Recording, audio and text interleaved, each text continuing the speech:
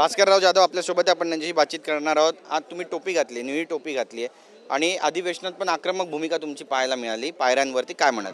असं आहे की आज निळी टोपी घातली, ही निळी टोपी ही ओळख डॉक्टर बाबासाहेब आंबेडकरांच्या विचारांची ओळख आहे। संविधानकर्ते घटनाकार डॉक्टर बाबासाहेब आंबेडकर त्यांच्या विचारांची ओळख आहे आणि याच विचारांचा अपमान हा देशाच्या गृहमंत्र्यांनी पार्लमेंटसारख्या ठिकाणी केला आणि म्हणून त्याचा निषेध म्हणून आम्ही आंदोलन केलेलं आहे आणि ते आंदोलन करत असताना डॉक्टर बाबासाहेब आंबेडकरांची असलेली विचारांची निळी टोपी आम्ही घातलेली आहे। नक्कीच, पण आज पायऱ्यांवरती फोटोशूट होता। नवीन मंत्रिमंडळासहित नेते मंडळी मान्यवर पोहोचले होते, मुख्यमंत्री उपमुख्यमंत्री, पण त्या ठिकाणी त्यांचा फोटोशूट भंगलेला असं म्हणावं। असं आहे की वास्तविक त्यांनी हा फोटो शूटिंगचा कार्यक्रम आत्ता करायलाच नको होता।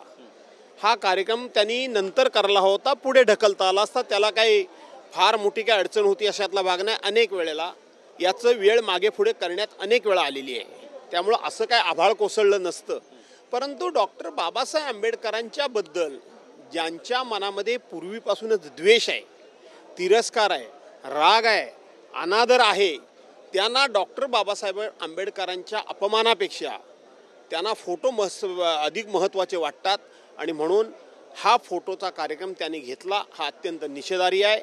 फोटो सेशन करण्याकरता म्हणून जे सामील झाले त्यांनी सुद्धा हा विचार करणं गरजेचं आहे। अमित शहा आता म्हणतायत की माझ्या शब्दांचा विपर्यास केला। विपर्यास करण्याची सगळी जबाबदारी ही भारतीय जनता पार्टीला दिलेली आहे, दुसऱ्या कुठल्या पक्षाकडे ती जबाबदारी नाही। 75-100 वर्षापूर्वी पंडित जवाहरलाल नेहरू काय म्हणाले, 60-70-75 वर्षे स्वर्गीय इंदिरा गांधी काय म्हणाल्या, हे भारतीय जनता पार्टीनं ज्या पद्धतीनं सांगतात ते खरं मानायचं, तो विपर्यास नाही असं म्हणायचं आणि स्वतः पार्लमेंटमध्ये केलेलं भाषण स्वतः त्याची क्लिप व्हायरल झाली तर तो विपर्यास म्हणायचं। म्हणून भारतीय जनता पार्टीलाच हे सगळं कसं जमतं, त्यामुळं आम्ही बोलू ते सगळे सत्य आहे असं म्हणणाऱ्या भारतीय जनता पार्टीचा आता पितळ उघडं पडलेलं आहे। नक्कीच, आज संघाच्या कार्यालयामध्ये शिवसैनिक गेले होते, भाजपचे नेते सुद्धा आमदार गेले होते, पण अजितदादा गेले नाहीत, त्यांचे आमदार गेले नाहीत। बघा, संघाच्या कार्यालयामध्ये जाणं, मला वाटतं संघाच्या कार्यालयामध्ये जायला बंदी का असावी? राष्ट्रीय स्वयंसेवक संघाचं कार्यालय म्हणता ना तुम्ही, का बंदी का असावी? त्याच्याबद्दल विरोध मला करण्याचं कारण काय आहे? परंतु त्याचबरोबर कोणी जावं आणि कोणी नाही जावं हे ज्यानं त्यानं ठरवायचं असतं आणि म्हणून जे कोणी संघाच्या कार्यालयामध्ये गेले त्यांनी फार मोठा काही प्रमाद केला, फार मोठी चूक केली असं मानणाऱ्यापैकी मी नाही। मागच्या वर्षी सुद्धा अजितदादा गेले नव्हते, पण यंदा पुन्हा एकदा त्यांना हे इन्व्हिटेशन मिळालंय। मी आता पुन्हा सांगतो की अजितदादा का गेले नाही, कशामुळे गेले नाहीत याचं उत्तर मला माहीत नाही, मी देण्याचं कारण नाही, ते अजितदादा देऊ शकतील।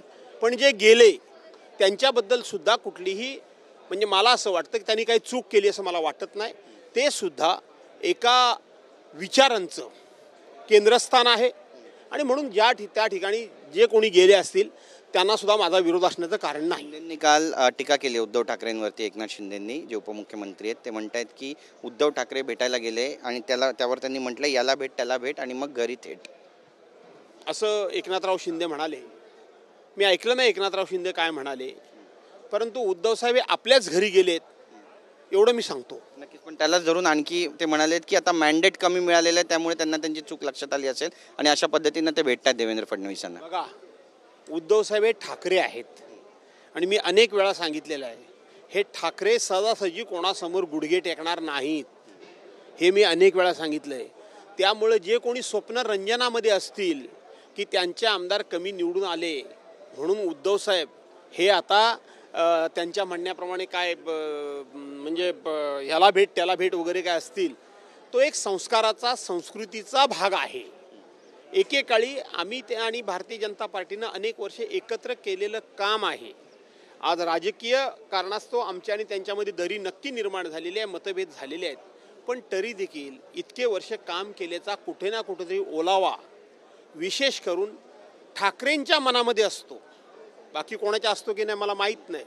मी हिंदुहृदय सम्राट माननीय बाळासाहेब ठाकरेंपासून त्यांचं मोठं मन बघितलेलं आहे आणि त्यांचे सुपुत्र उद्धव साहेब आहेत, त्यामुळं त्यांनी एक संस्कृतीचा आणि संस्काराचा भाग घेत म्हणून मुख्यमंत्री आणि विधानसभा अध्यक्षांची भेट घेतली, त्याचा वेगळा अर्थ काढण्याची गरज नाही। पण हे मनाला लागले असं म्हणावं एकनाथ शिंदेंच्या। एकनाथ शिंदे, हां, हे बरोबर आहे की उद्धव साहेब मुख्यमंत्र्यांना आणि विधानसभेच्या अध्यक्षांना भेटले, त्याचाच एकनाथ शिंदेंच्या मनाला नक्कीच चटका बसलेला आहे. एकनाथराव शिंदेंना ते लागलेलं आहे आणि म्हणून ते स्वतः सांगू शकत नाही की त्यांना किती वेदना आतून झाल्या आहेत, त्यांचा आतून किती जळफळाट झाला आहे आणि म्हणून ते उद्धव साहेबांच्यावर टीका करून आपला जळफळाट व्यक्त करतायत. भेटतील असं वाटतं तुम्हाला? कोण? उद्धव ठाकरे कधी भेटतील भविष्यामध्ये एकनाथ शिंदे यांना?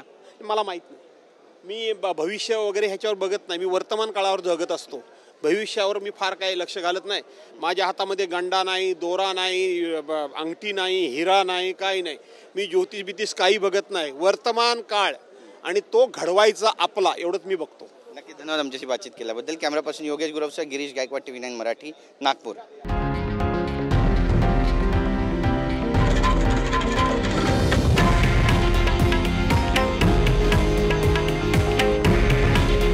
हे आहे देशातील नंबर 1 न्यूज नेटवर्क आणि आपण पाहत आहात TV9 मराठी. काळजी तुमची, हित महाराष्ट्राचं.